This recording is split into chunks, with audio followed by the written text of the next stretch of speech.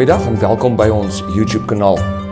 In vandag se video gaan ons spesifiek kyk na die gedagte van wat sê die kerkvaders vir ons rondom Sola Scriptura.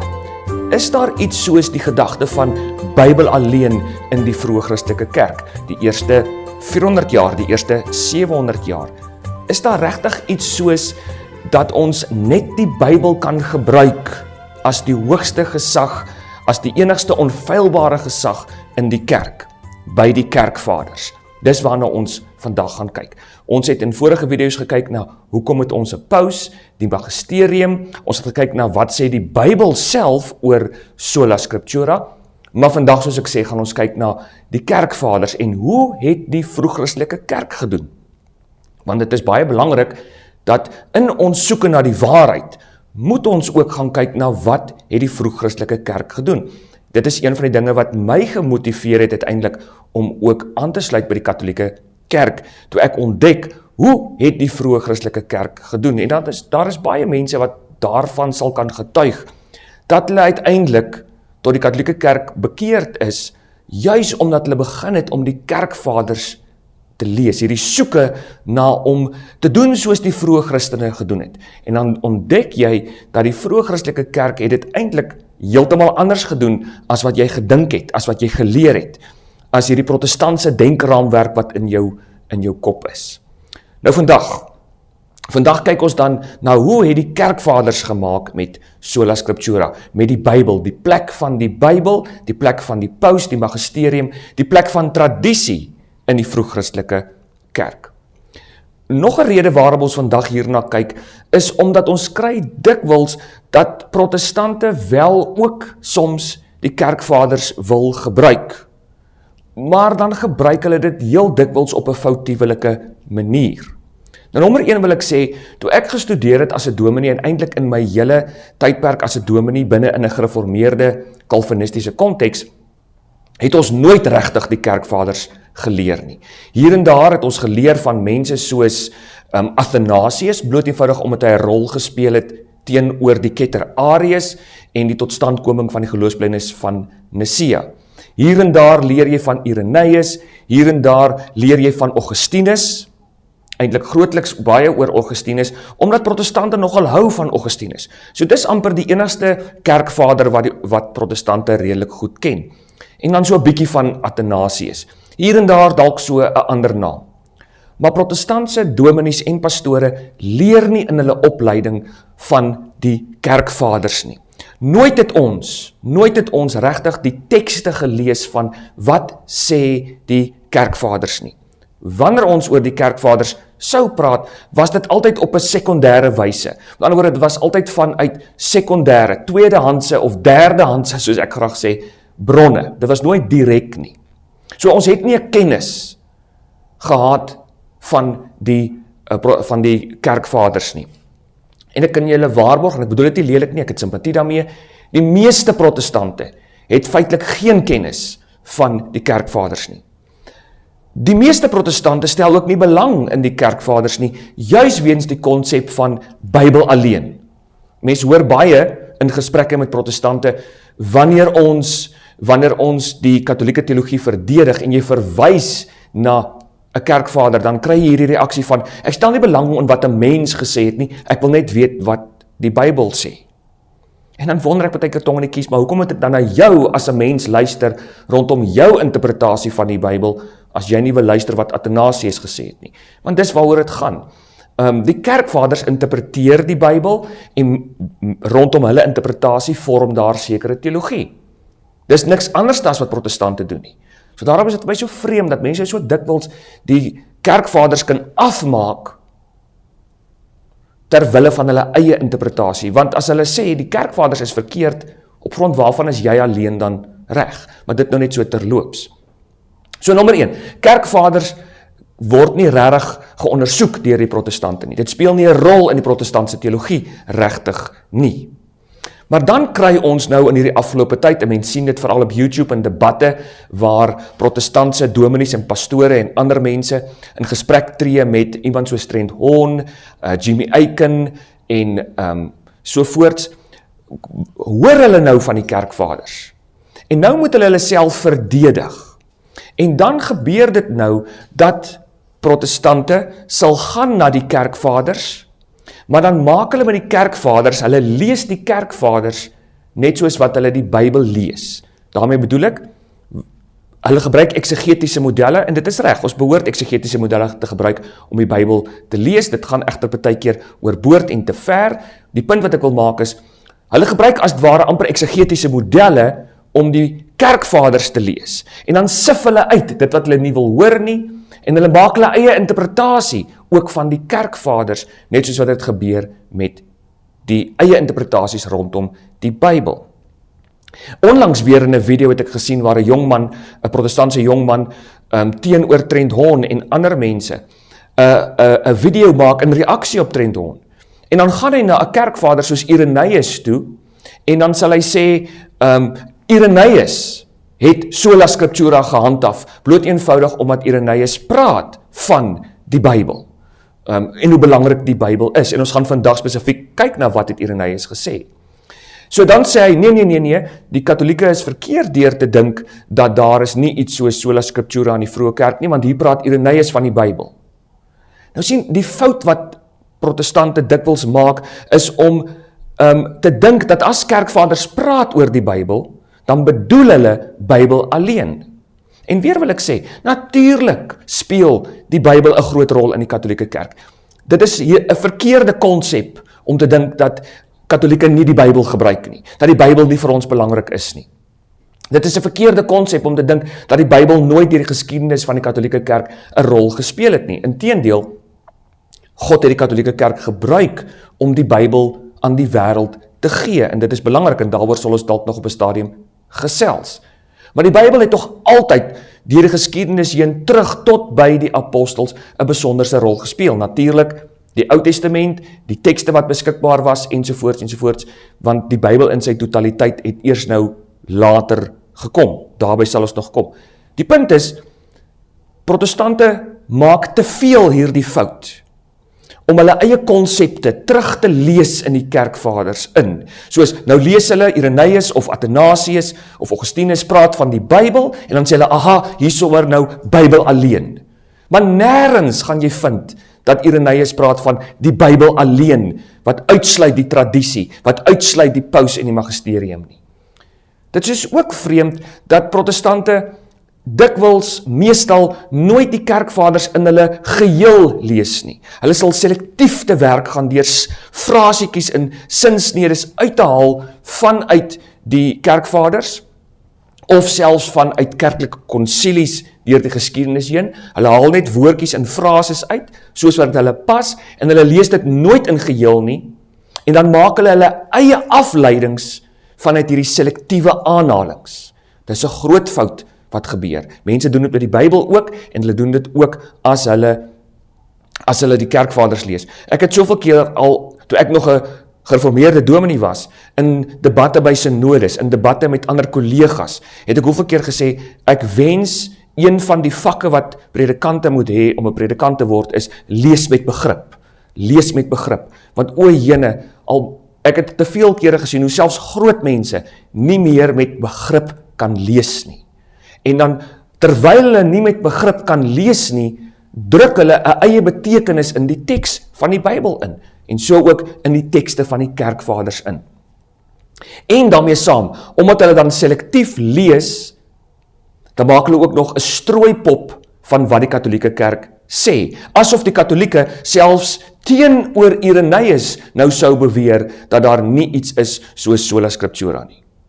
Okay? Irenaeus het dit nou kamstig gedoen, en nou is die katholieke kerk ook verkeerd. Maar die ironie is, daai selfde protestantse jongman, wat nou vir Irenaeus wil aanhaal, om te kamstig te bewys dat daar iets is soos sola scriptura by die vroeë kerk, wat daar nie is nie, maar daai selfde protestantse jongman mis, dat Irenaeus glo, dat die brood en die wyn, die liggaam en bloed van Christus word, na die seëngebede, tydens die heiliging binne in die mis, binne die erediens. Dit mis hy.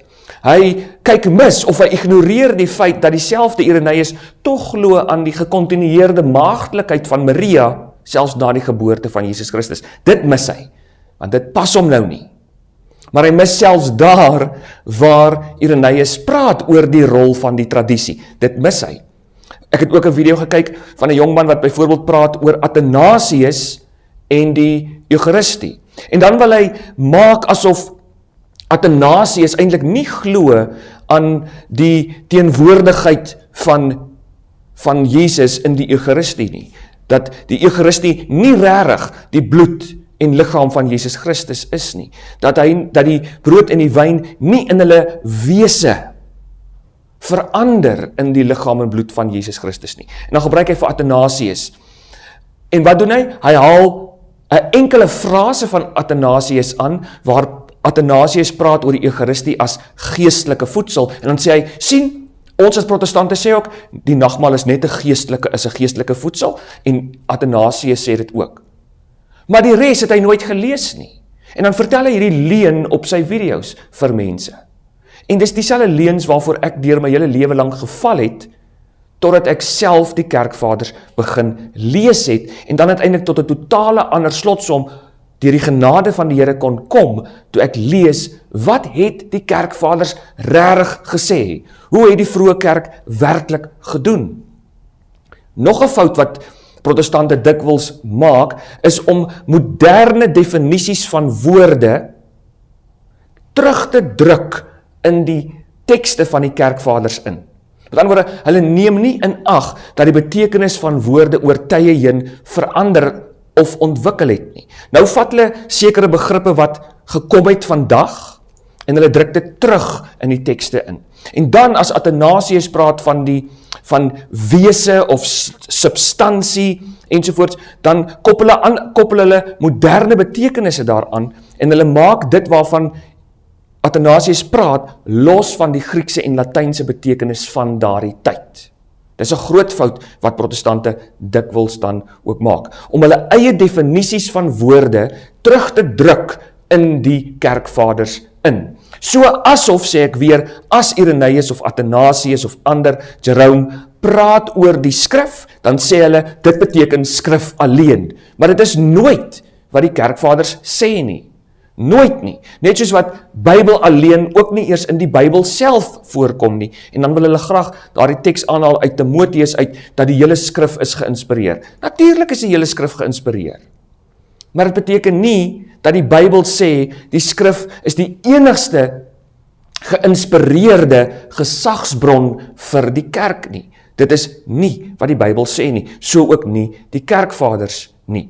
So, daarom is dit baie belangrik dat ons vandag ook bietjie gaan kyk na, wat sê die kerkvaders binne die vroeë Christelike kerk rondom sola scriptura, Bybel alleen, en die verhouding tussen Bybel alleen en die tradisie, verhouding tussen die Bybel en die magisterium, die paus, die kerk van Rome ensovoort. So dis waaroor ons dan ook vandag praat. So dit gaan oor die verhouding tussen die Bybel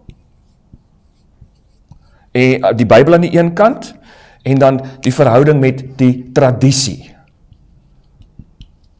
En onthou nou, ek het gesê dat tradisie is vir ons hierdie lewende iets wat kom vanuit die geskiedenis heen, onder leiding van die Heilige Gees, onder bewaking van die Heilige Gees, en die Heilige Gees, die Here Jesus self, die kerk as liggaam van die Here speel 'n rol daarin, die apostels speel 'n rol daarin, die biskoppe speel 'n rol daarin, die magisterium speel 'n rol daarin. Die oordra van die geloofsbeursie van geslag na geslag, dit is die tradisie. So wat is die verhouding tussen Bybel en tradisie, en dan ook die verhouding tussen die Bybel en dan kom ons sê die magisterium? Ons kan hier ook bysit die paus, of dan die apostels, die biskoppe, dit is wat ons daarmee bedoel. So dit is waarna ons nou gaan kyk, wat sê die vroeë kerk? En daar is baie kerkvaders, en ons gaan nie vandag by almal kan uitkom nie weens tyd, maar ons gaan na so 'n paar belangrike kerkvaders dan ook kyk. Daar is 'n baie belangrike ene, wat ek eintlik heel laaste gaan doen, St. Vincent van Lorraine, hom doen ons heel laaste, alhoewel hy 'n bietjie vroeër kom. Maar kom ons begin by een van die oudste kerkvaders se briewe wat ons het, en dit is Clemens van Rome. Clemens van Rome is ook deur Petrus self aangestel. Hy het ten minste vir Petrus geken. Petrus as die eerste biskop, die eerste biskop van Rome, en dan uiteindelik Clemens, die opvolger van Petrus. En die interessante is dat hierdie briewe van Clemens wat ons het, word geskrywe tussen die jare 99 na Christus tot 107 na Christus. Die interessante is dat in hierdie briewe sien ons hoe dat Clemens van Rome aanspraak maak op 'n bepaalde gesagsposisie, selfs teenoor ander gemeentes wat nie in Rome is nie. Dis die eerste ding. Die tweede ding is, hy skryf sy briewe in hierdie tydperk van 99 tot omtrent 107 na Christus, terwyl dit lyk asof die apostel Johannes, wat Openbaring geskryf het, en ook die evangelie van Johannes geskryf het, terwyl hy nog lewe. So dis belangrik, terwyl hy nog lewe, skryf Clemens van Rome nou as 'n biskop in opvolging van byvoorbeeld Petrus. Daar was iemand tussen hulle, maar in opvolging van Petrus. En dan skryf hy aan die gemeente in Korinthe. En ons weet Paulus het al gesukkel met die Korintiërs, en selfs na Paulus se dood sukkel die leiers van die kerk nog steeds met hierdie gemeente in Korintiërs. Ek weet dit in my tyd as dominee ook, 'n mens weet dat in die kerkverband is daar ergens een van hierdie moeilike gemeentes. Maak nou nie saak wie die dominee daar is of wie die pastoor daar is nie, daar's altyd moeilikheid in daai gemeente, want hulle is net nooit tevrede nie. Selfs al sou die engel Gabriel of engel Michael daar vir hulle bedien, sal hulle nog steeds beklei. Nou Korintiërs lyk vir ons asof dit so 'n gemeente dan was. En dit lyk vir ons asof daar 'n skeuring gekom het in die gemeente, omdat sekere mense in die gemeente nie die leierskap wou aanvaar van die presbyters in die gemeente nie. Nou die presbyters, die woord presbyter, kan vertaal word met oudste, of het kan vertaal word dan ook met priester. Oudste, ouderling of priester, dit is hoe ons dit kan vertaal. Ek weet protestante vertaal dit as ouderling, en in die katholieke kerk gebruik ons die woord priester. Nou wat skryf hy? Hy sê, ons glo dat ons reg optree as ons presbyters in hulle amp laat voortgaan. Nou die ons waarvan hy praat is hy. Hy en sy amp, hy en die ander biskoppe. Ons glo dat ons reg optree as ons presbyters in hulle amp laat voortgaan sonder om hulle onregverdig of onskuldig van hulle bediening te ontneem. Die apostels het voorsien dat twis oor die ampte sou ontstaan. Interessant. Die apostels het voorsien dat twis oor die ampte sou ontstaan. Daarom het hulle voorsiening gemaak dat beproefde manne na hulle dood hulle bediening sou voortsit. Belangrik. So wat sien ons? Ons sien iets hier oor apostoliese opvolging. Dis die een ding. En ons sien in die tweede plek Rome se reg om in te meng in ander gemeentes. Rome se reg om in te meng in ander gemeentes, om mense te vermaan en vir hulle te sê min of meer wat is reg en verkeerd in hulle optrede, en ons sien iets van apostoliese opvolging. Ons sien hier duidelik, die apostels het voorsien dat daar gaan waarskynlik twis kom in gemeentes. Hoe gaan ons dit vorentoe hanteer? Hulle sê nie vir die ouens, hoor hierso, Timoteus, hier's al my briewe, gaan maak gou daar by die copycat winkel, gaan maak gou daar soveel as moontlik afskrifte, sluit 20 daarvan toe in 'n kluis, en deel dit uit tussen ander mense, en as ek nou dood is, al wat julle doen is, julle lees nou net hierdie briewe van my, en dan sal die twiste sommer nou van self opgelos word, want julle sal almal nou spontaan, sommer net weet wat is die regte ding. So, hoe los ons twiste op? Lees net my briewe. Petrus, wat vir Markus sê, as daar twis in 'n gemeente kom, lees net my briewe. So gaan nou, en maak soveel as moontlik afskrifte van my briewe. Ons sien nie dit nie. 'n Mens sou dink dat as sola scriptura die norm moet word vorentoe, dan sou die apostels dalk iets daarvan sê. Lees nou maar net Bybel. Lees nou maar net ons briewe. Hulle sê dit nie.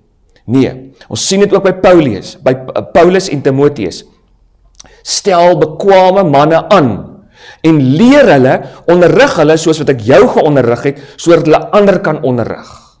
En dit is wat Clemens van Rome ook in sy brief vir ons bevestig. Iets van 'n apostoliese opvolging. Die apostels het geweet daar kan twis kom, en wat sê hulle? Beproefde manne word aangestel, wat na hulle die bediening kan voortsit. Beproefde manne, wat na hulle bediening, nadat hulle dood is, die bediening kan voortsit. Nie 'n Bybel wat nou daar lê, en as daar 'n dispuut is, gaan lees ons nou maar net die Bybel, en dan moet ons nou maar almal sommer maar net outomaties tot dieselfde konklusie kom nie. En ons sal nooit stry oor die konklusie nie. Ons sal nooit stry oor die konklusie nie, want die Bybel is so deursigtig, dat die perspicuity is die Engelse woord, die deursigtigheid, die glashelderheid van die skrif. Ons sal nooit 'n fout maak by die interpretasie nie. Dis nie wat die apostel sê nie. Manne word aangestel, bekwame manne, en ons sien dit al baie vroeg in die kerk.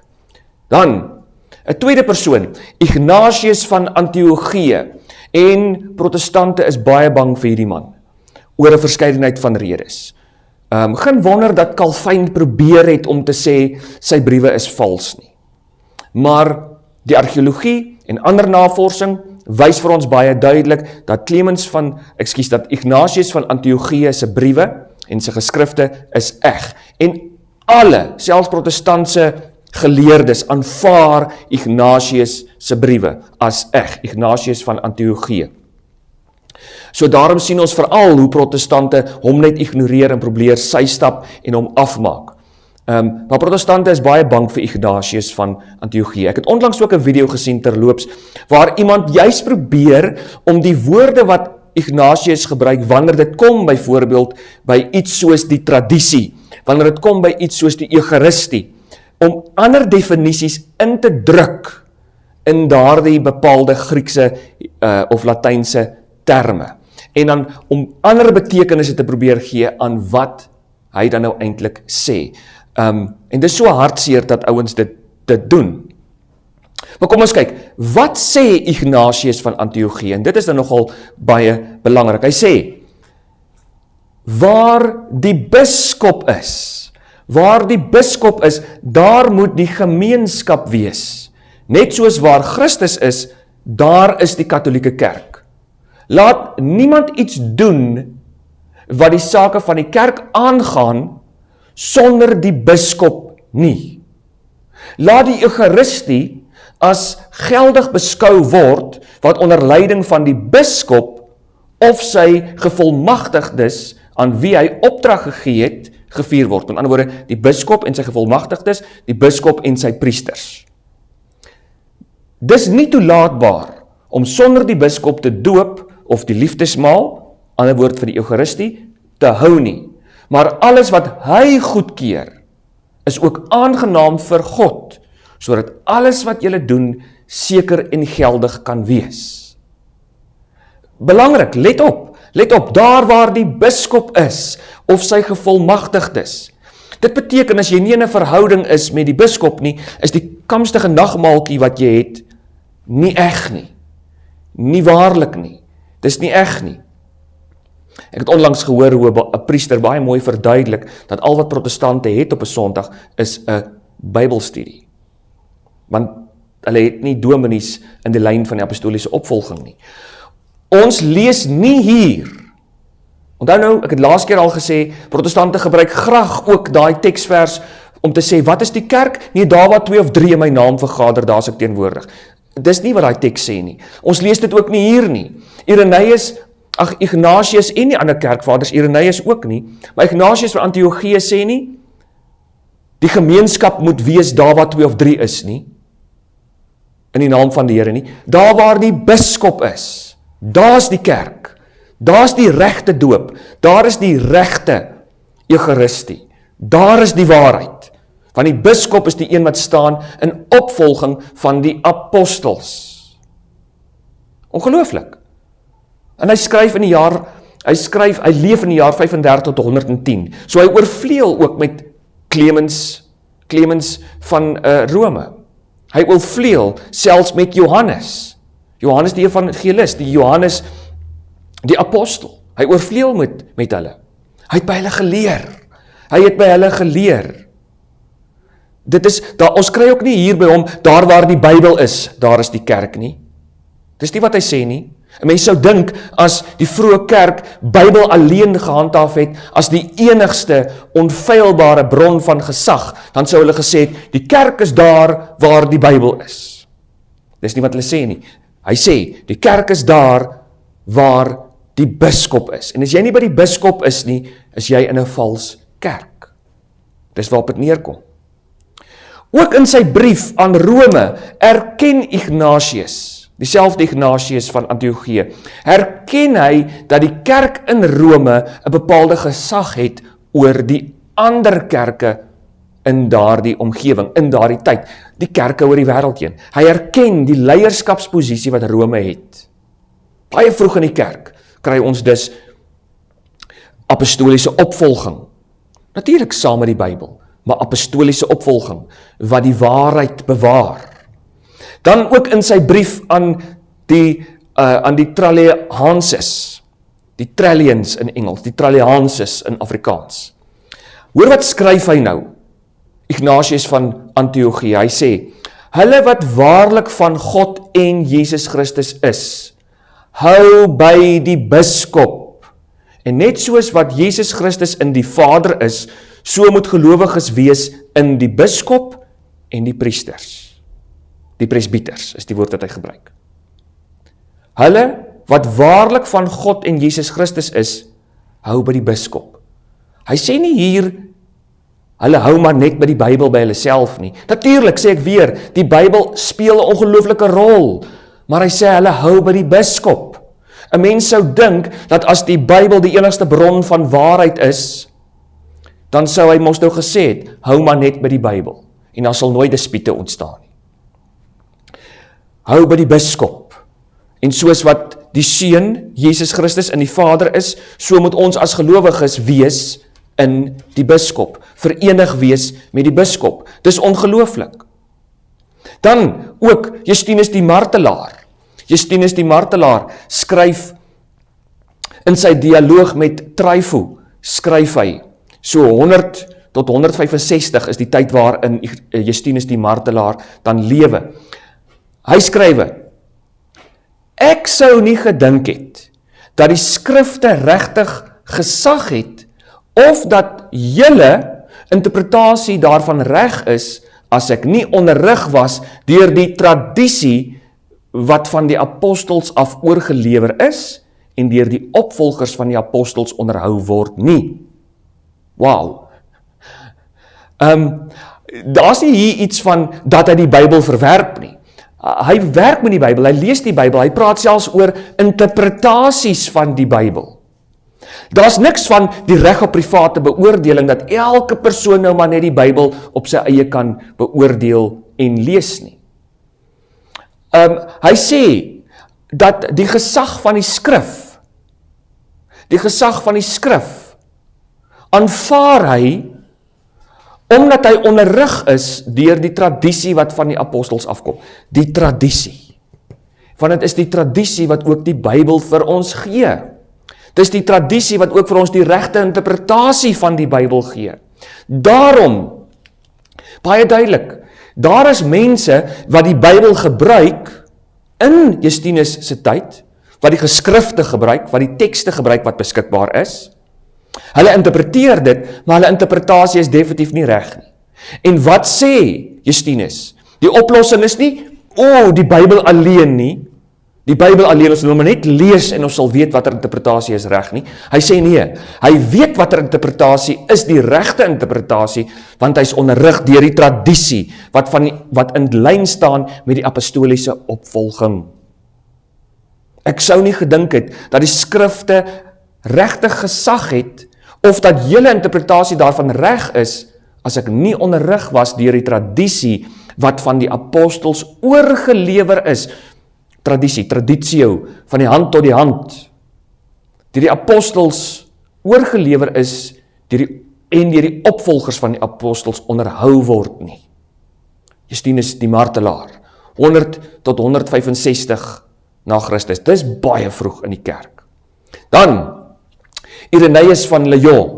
Irenaeus van Lyon met sy baie bekende boek Against Heresies, Adversus Hairesis, of ja, Adversus Hairesis, Against Heresies, teenoor die ketterye.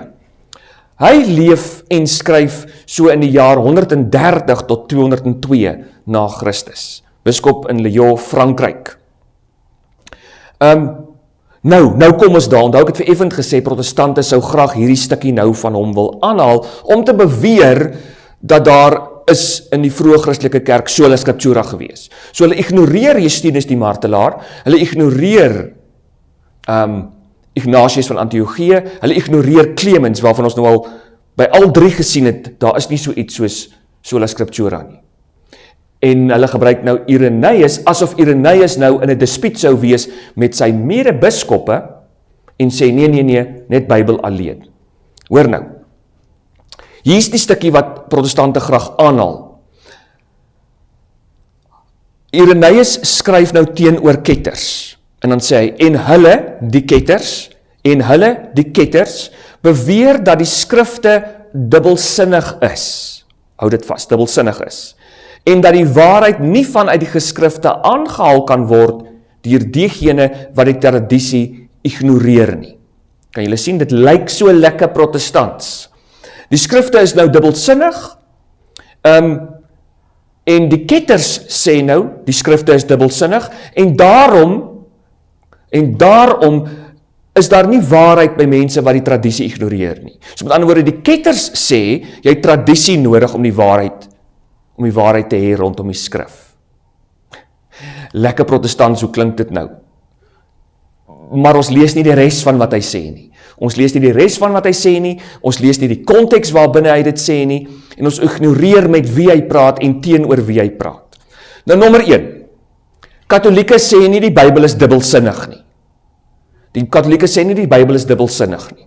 Die Katolieke sê nie ons gaan nooit waarheid kan uithaal uit die Bybel uit nie. Ons sê nie die Bybel is nie 'n bron van waarheid nie, dit is.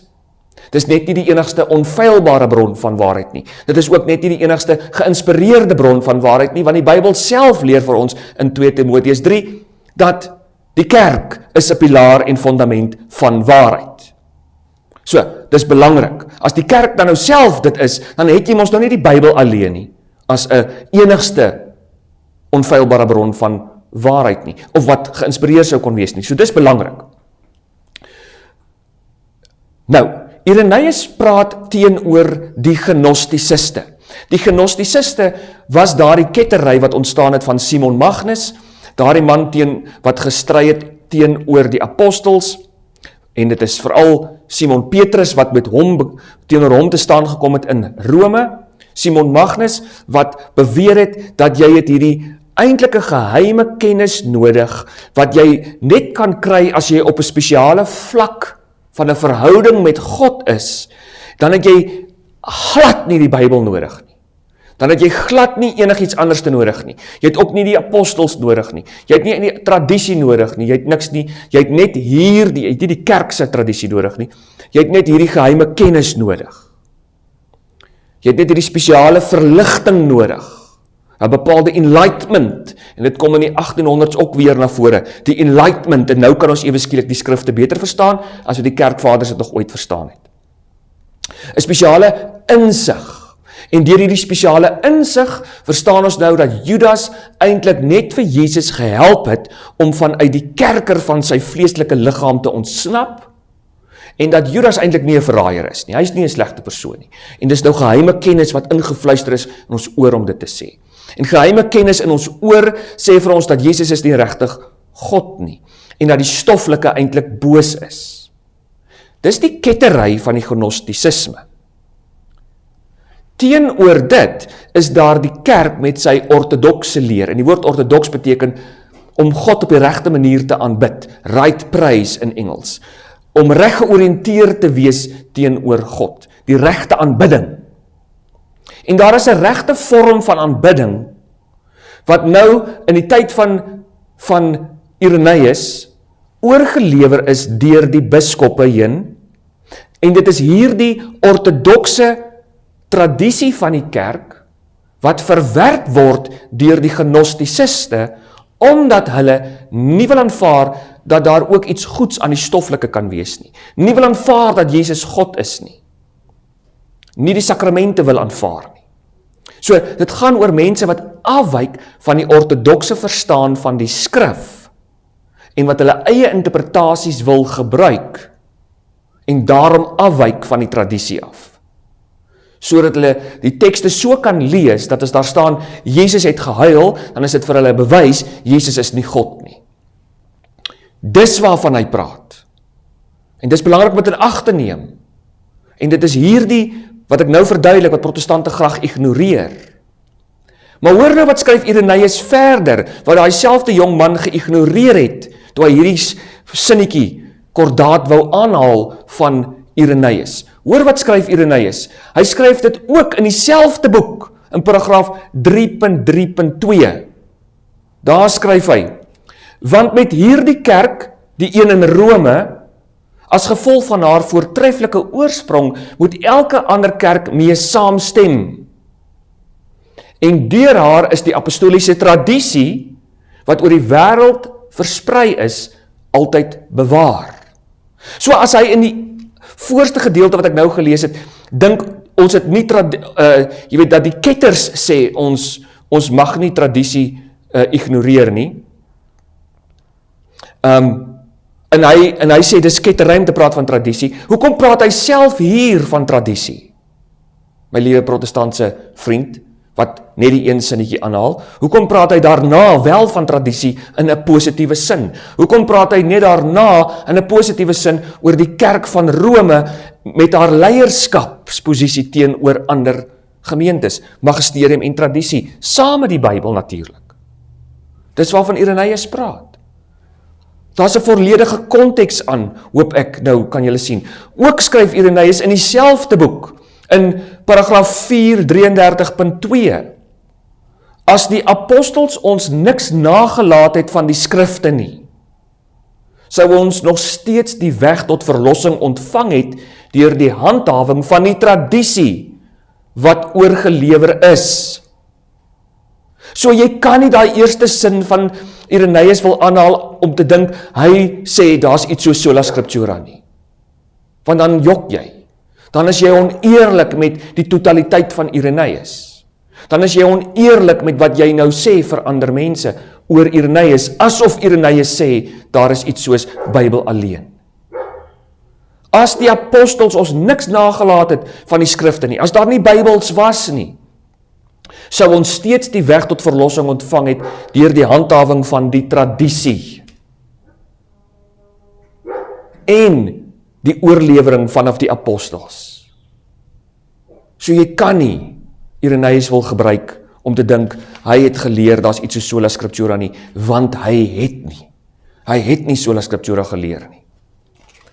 Dan, nou kom ons by Tertullianus, en Tertullianus skryf en hy oorvleuel met Irenaeus, gedeeltelik, hy skryf en leef ergens in die jaar 155 tot 240.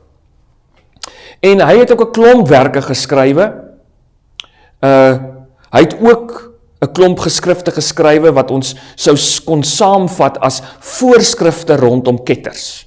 Voorskrifte rondom die ketters. En hy skryf dan in hoofstuk 21 van hierdie voorskrifte rondom ketters. Dan sê hy, Christus het hierdie leer, die waarheid aan die apostels geopenbaar, en hulle het dit weer aan die volke oorgelewer, net soos Christus hulle opdrag gegee het. So ons sien iets van 'n oorlewering van die waarheid. Die leer van die waarheid kan ons sê. Daarom moet daar geen ander waarheid aanvaar word nie, as die wat die kerk van Christus deur die apostels ontvang het, en wat steeds in die kerk bewaar word, tradisie. Hierdie is die geloof wat ons beskerm, soos 'n erfstuk wat in 'n skatkamer gelê is. Belangrik, so daar is waarhede, daar is dogmatiese, teologiese waarhede, wat deur die apostels aan ons oorgelewer is, wat in die kerk bewaar word, soos in 'n skatkamer, daar is hierdie deposito van geloofswaarhede. Dit is daar, dit kom van Christus af, deur die apostels, deur hulle opvolgers, kom dit nou na ons toe. En hy sê, wanneer daar 'n dispuut oor die waarheid ontstaan, so hy sê, as daar 'n dispuut oor die waarheid ontstaan, wat moet ons doen? Kom ons gryp gou elkeen ons Bybel, en ons lees net die Bybel, want die waarheid is net daarin as onfeilbaar, en ons sal self net almal, as daar 30 van ons is, sal al 30 van ons onmiddellik tot dieselfde konklusie kom, en ons sal net een interpretasie hê, en ons sal dadelik weet wat is die waarheid. Is dit wat hy sê? Nee. Hy sê nie Bybel alleen nie. Hy sê nie, kom ons gryp gou ons Bybel nie. Hy sê, wanneer daar 'n dispuut is oor die waarheid, dan moet ons na die oorsprong van die leer kyk. Aan die ander woorde, wat is die oorsprong van hierdie dispuut? Hier's twee mense, hier's byvoorbeeld Simon Magnus, hy sê Jesus is nie God nie. Hier is byvoorbeeld Tertullianus, hy sê Jesus is God. Wat een is reg? Waarheen gaan ons? Ons moet eerstens kyk na wie is Simon Magnus se leermeester en wie is Irenaeus of Tertullianus se leermeesters. Hy sê, het dit van Christus afgekom? Het dit deur die hande van die apostels gegaan? As dit nie daardie merktekens dra nie, dan is dit nie van God nie. Het dit deur die hande van die apostels gegaan? Kom dit van Christus af? Dis die vraag. As die Here Jesus Christus die waarheid openbaar het, dan het hy dit openbaar aan sy apostels, en aan niemand anders het hy dit gegee nie. Ons moet dus nie bloot vra of iemand sê dat hy die waarheid het nie, maar of hy dit van die apostels afkry. So, die vraag is nie as iemand aankom met sy tent op die dorp en sê, weet julle wat, julle mag nie babas doop nie, dan moet ons nie nou sê, wag, ons vat gou ons Bybel net en ons, maar kyk nou eers daar, ons besluit elkeen vir onsself nie.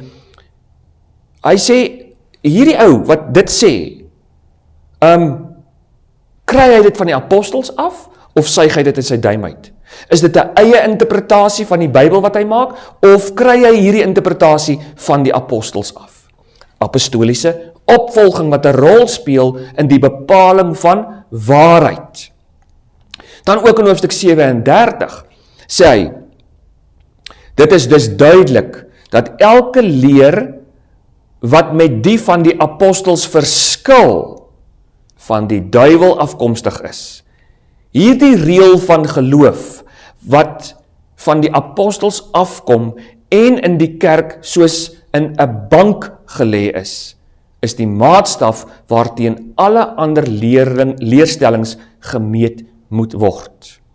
Daar's 'n deposito van geloof, en mense se teologie wat hulle verkondig, moet nie net getoets word aan die Bybel nie, dit moet getoets word, hulle interpretasie van die Bybel moet getoets word aan die geloofsdeposito, wat in die kerk opgesluit word. Die kerk as die bewaarder van die waarheid, want sy is, volgens die Bybel self, pilaar en fondasie van die waarheid.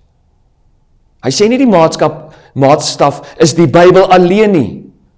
Dis nie wat Tertullianus sê nie. Nou, Origenes skryf ook oor sekere beginsels wat in die kerk moet geld. Sy het 'n klomp tekste daaroor geskrywe. De Principius, hy skryf en leef so in 185 tot 253 na Christus. Hoor wat sê hy?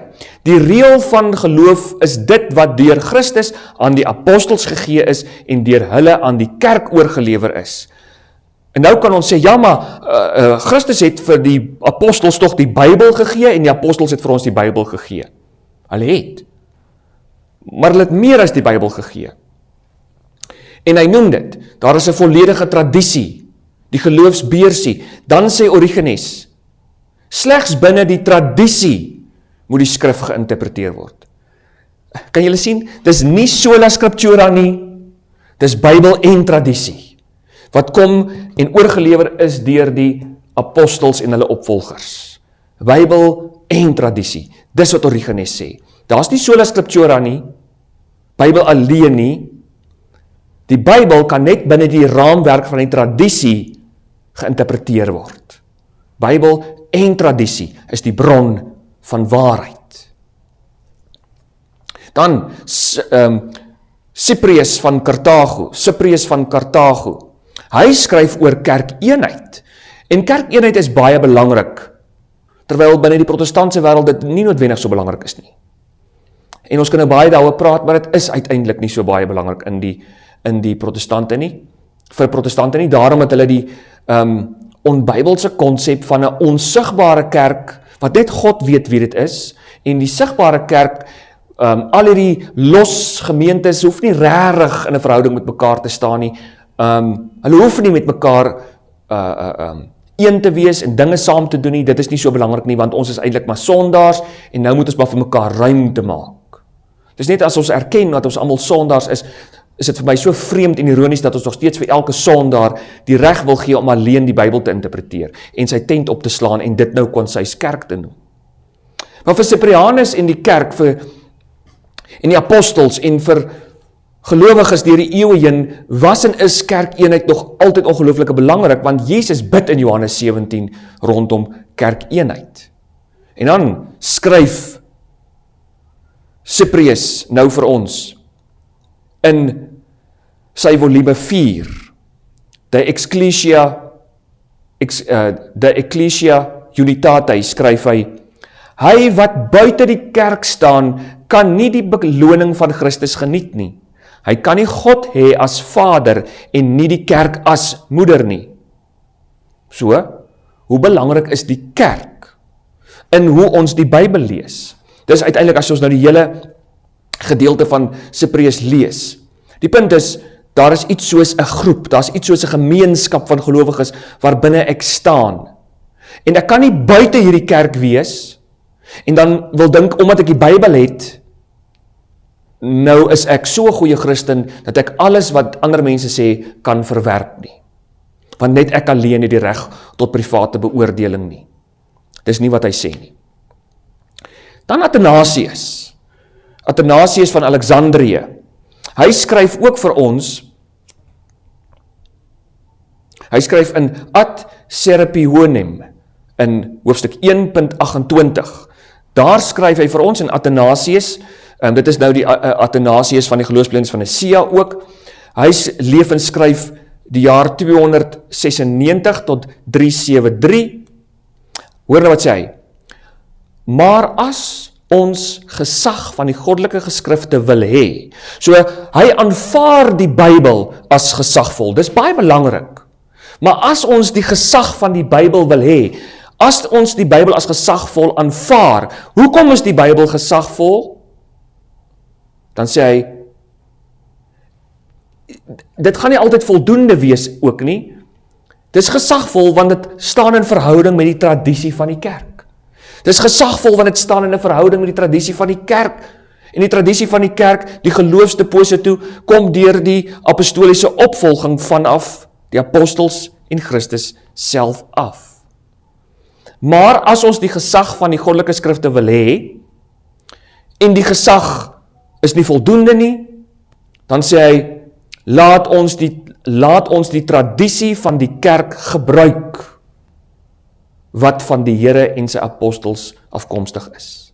Weer eens, tradisie en Bybel. Tradisie en Bybel. Dan Basil die Grote. Basil die Grote skryf in De Spiritu Sanctu, skryf hy oor die Heilige Gees in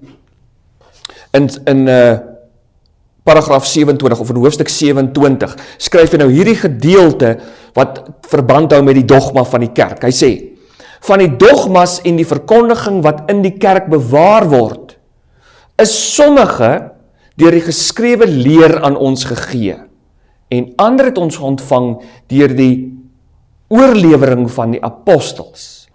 Albei het dieselfde gesag vir die geloof. Albei het dieselfde gesag vir die geloof. So hy praat van Bybel en tradisie. Geskrewe woord van God en die oorgelewerde woord van God. Basil die Grote. Dan Augustinus van Hippo, die man waarvoor die protestante wel so baie lief is, maar dan ook net, hulle ignoreer hom wanneer hulle wil en hulle gebruik hom wanneer hulle wil.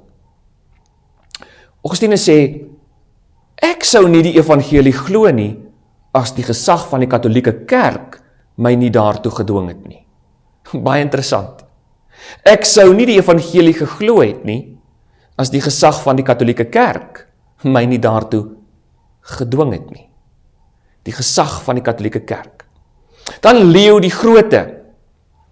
Leo die Grote, hier ergens in die jaar 440 tot 461, skryf hy in Sermo 2, in Sermo 2, in Nativitate Domino 3, allerhande groot Latynse woorde. Nietemin hy skrywe, die gesag van Petrus bly in sy opvolgers onwrikbaar. En as hy nou van die gesag van Petrus praat, dan praat hy nou van die paus, die biskop van Rome, die biskop van Rome. Die gesag van Petrus bly in sy opvolgers onwrikbaar. So ons sien daar's 'n opvolgers vir die paus.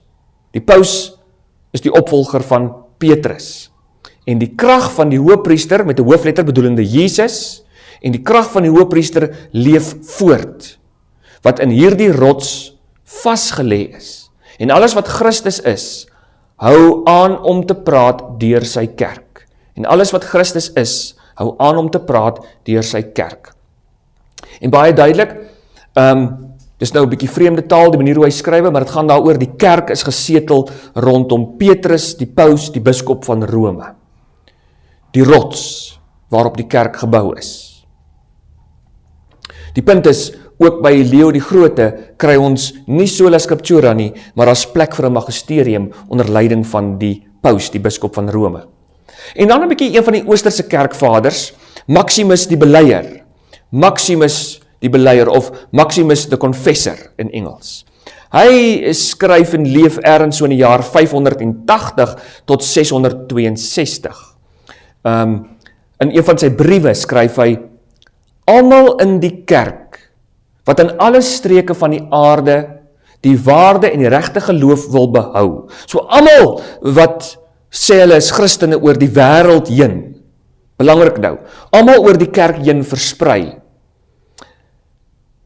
wat aan die regte geloof wil vashou, moet seker wees dat hulle geloof in ooreenstemming is, nie maar net by die Bybel alleen nie, hoor wat skryf hy, moet seker wees dat hulle geloof in ooreenstemming is met die kerk van Rome, van die Romeinse see bedoelende die Romeinse bisdom, het van God af gesag ontvang en beskerm die suiwerheid van die geloof.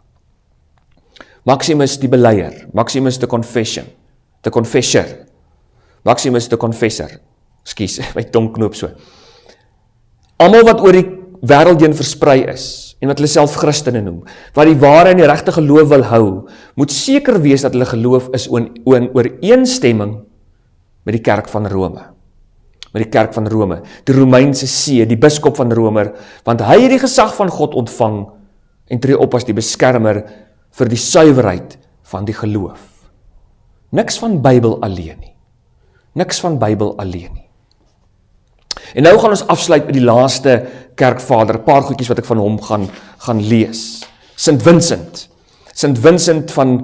van Lorraine. Sint Vincent van Lorraine. Hy skryf in die 5de eeu. In 'n groot werk wat hy het, onder die Latynse naam, die Communitorium. Nou in Communitorium 2 en ook in Communitorium 3 skryf hy nou oor die Bybel en die verhouding met tradisie en magisterium. Baie belangrik.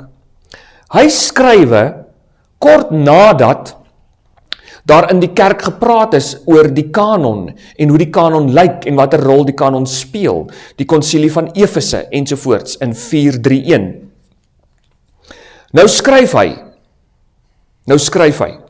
ons hou vas aan dit wat oral, altyd en deur almal geglo is.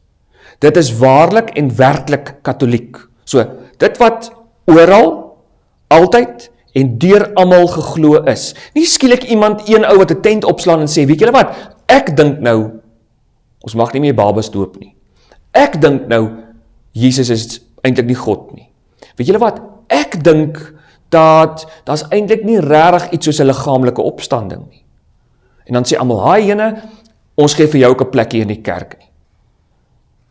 Want hy gebruik nou die Bybel alleen nie. Nee, hy sê, dit wat almal, oral en altyd deur die geskiedenis van die kerk heen geglo het, dit is die tradisie natuurlik, maar dit speel 'n belangrike rol vir die bepaling wat waarheid is. Almal in die kerk, wat in alle streke van die aarde die ware en die regte geloof wil hou, moet seker wees dat hulle geloof in ooreenstemming is met wat? In ooreenstemming is met die kerk van Rome. Nie Bybel alleen nie. In ooreenstemming is met die kerk van Rome, want die Romeinse see het van God sy gesag ontvang. Ons hou vas aan dit wat oral, altyd en deur almal geglo is. Dan sê hy, dit is waarlik en werklik katholiek. Hierdie reël van onderskeiding is deur geen enkele persoon uitgevind en op sy eie uitgevind nie, maar deur die geloof van die katholieke kerk self vasgestel. So die katholieke beginsel van die kerk was nog altyd dat ons werk nie met 'n individu en sy interpretasie van die skrif nie. Jy werk met 'n geheel en jy toets die individu sy interpretasie aan dit van die geheel. Dan skryf hy verder, en ek gaan dit nou in Engels aanhaal, want hy sê dit so pragtig in die Engels, en ek weet julle kan hom so 'n bietjie Engels verstaan. Hy sê, I have often, and with great attention and caution, acquired from very many men, eminent for sanctity and learning, how and by what sure and universal rule I may distinguish the truth of the Catholic faith from the falsehood of heretical depravity. So wat is die reël om vas te stel, wat is die waarheid van die geloof en wat is kettery? Wat is die reël? Protestante sal dadelik sê, sola scriptura. Nee, want watter interpretasie van die Bybel is die waarheid? Watter interpretasie? Hy sê, that whether I or anyone else should wish to detect the frauds and avoid the snares of heretics as they rise, and to continue sound and complete in the Catholic faith, we must, the Lord helping, fortify our belief in two ways. So hy sê nou, hier is twee wyses waarop gelowiges hulle geloof moet sterk maak, hulle geloof moet beskerm en bewaar. En die eerste ene is, by the authority of the divine law. En daarmee bedoel hy natuurlik die Bybel. So hy sê, die Bybel, jy moet die Bybel gebruik, hou vas aan die Bybel. Maar hy sê nie, my liewe protestantse vriend, Bybel alleen nie. The divine law, die Bybel, and then by the tradition of the Catholic Church. Tradisie en Bybel. Nie Bybel alleen nie, Bybel en tradisie. Bybel en tradisie. En watter tent se tradisie? Tradition of the Catholic Church. So dit is die twee maniere waarop jy die geloof suiwer bewaar. First by the authority of the divine law, and then by the tradition of the Catholic Church. En nou sê hy, but here someone perhaps will ask, en hoor nou, dit is so goed, jy praat nou met 'n klomp protestante vandag, en hy leef in die 400s, en dit klink soos hier in die 2000s, waar mense Bybel alleen, en met Bybel alleen onder die arm, wil hulle elkeen 'n tent oprig, en dit kerk noem, en elkeen hulle eie dinge kwytraak. En toe ek dit gelees het, moes ek besef, joeg, maar die kerk waarin ek is, beoefen mos nou nie dit nie. As St. Vincent hieroor waarsku, en hy sê, maar die oplossing hiervoor lê in iets anderste, dan moes ek besef, maar wow, die manier hoe ons funksioneer in die denominasie en in die tradisie waarin ek staan, is nie dit nie. Is ver weg van die vroeë Christelike kerk af. Hoor wat skryf hy, sê, but here someone perhaps will ask, since the canon of Scripture is complete and sufficient of itself for everything. Hoor hierso. The Scripture is complete and sufficient in itself for everything. Onthou, ons aanvaar as Katholieke dat alles wat nodig is vir die geloof is daarin opgesluit. Die kwantitatiewe. Daar kan ons oorvleuel met protestante, maar protestante bedoel eintlik iets anderster. Al wat jy nodig het vir geloofswaarheid is die Bybel. En hy gebruik as het ware, en hy het nog nooit eers met protestante te doen gekry nie.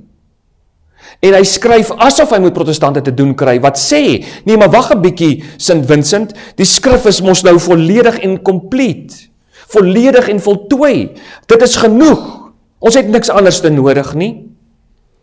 Hy sê, but if someone perhaps will ask, since the canon of scripture is complete, en die konsilie van Efese was net voor dit, en ek moes ontdek dat die konsilie van Efese het gepraat oor hoe lyk die kanon, en dit was nie 66 boeke nie, dit was 73 boeke, en daaroor gaan ons nog vorentoe praat. So die konsilie van Efese praat van 73 boeke.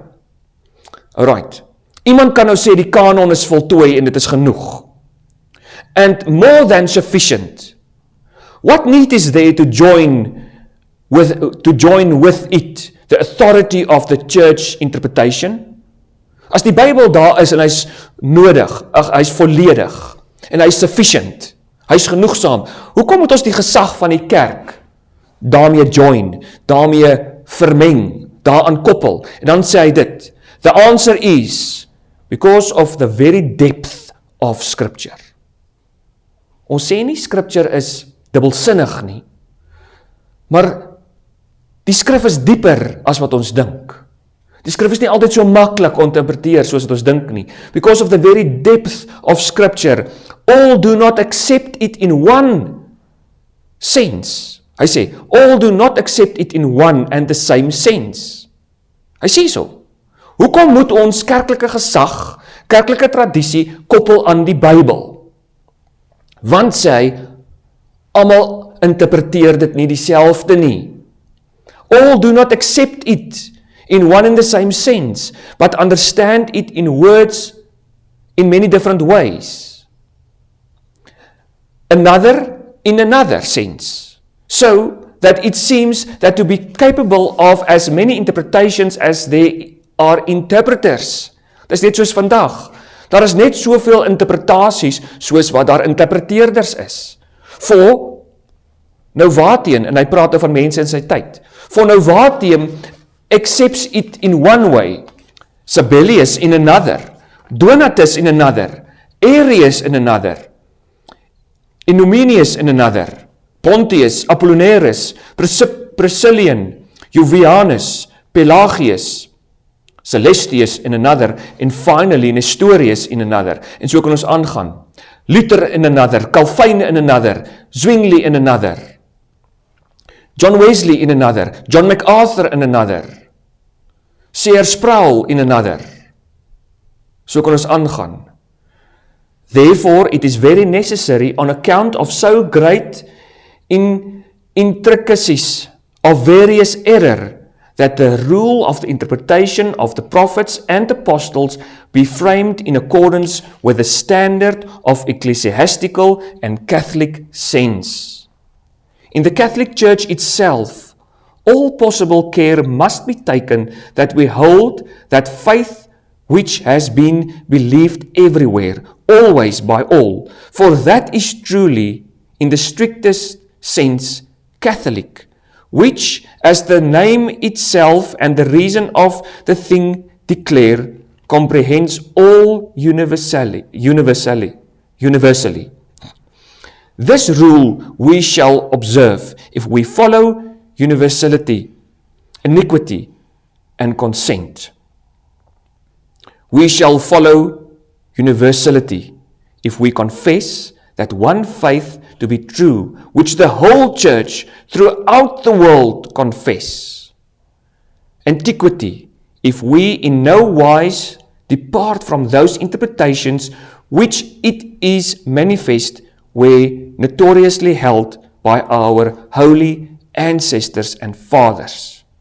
Consent, in like manner, if in iniquity itself we adhere to the consensual definitions and determinations of all, or at the least of almost all priests and doctors.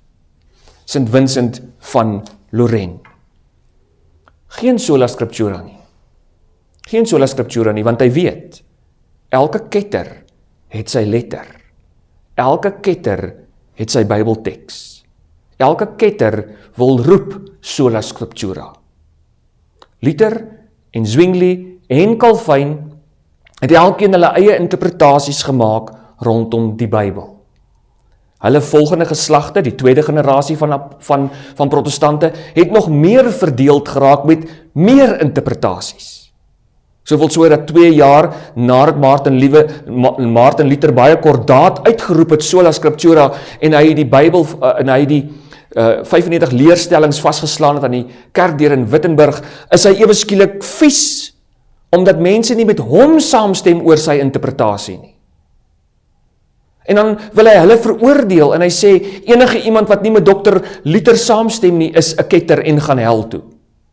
Selfs al is dit 'n engel uit die lig, uit die hemel uit, wat vir julle anders te leer as Dr. Martin Luther, dan is hy 'n duiwel, dan is hy 'n ketter.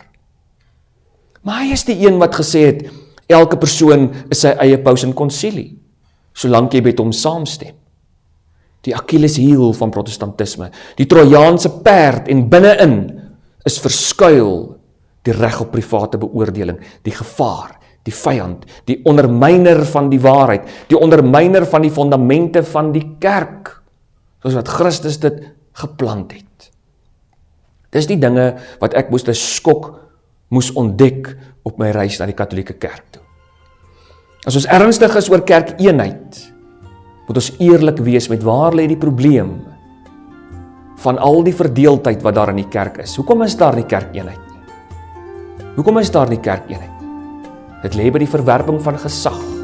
En waar het hierdie verwerping van gesag vandaan gekom? Dit vloei voort vanuit hierdie slagspreuk, Bybel alleen en die reg op private beoordeling. So ek hoop, na vandag se video weet julle so 'n bietjie beter, deurdat ons gekyk het na so enkele van die vroeë Christelike kerkvaders, hoe het die kerk nog altyd gedoen? Hoe het die vroeë Christelike kerk gedoen? Die vraag, was daar iets soos Bybel alleen by die vroeë kerk? Nee, daar was nie. Nee, daar was nie.